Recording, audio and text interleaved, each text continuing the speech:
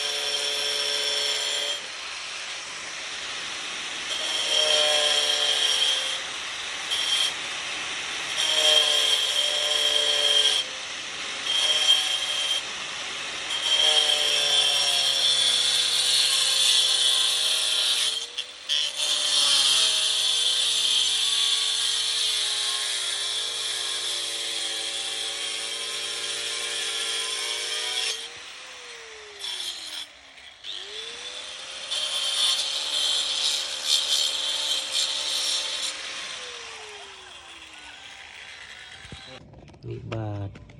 ពេលដែលយើងបិទក្រូចង់បានរាងកងអញ្ចឹងយើងត្រូវកាត់វាជា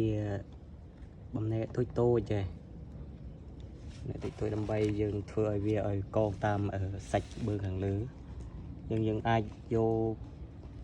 3ទៅ4 cm ក៏បានហើយវាកងតាម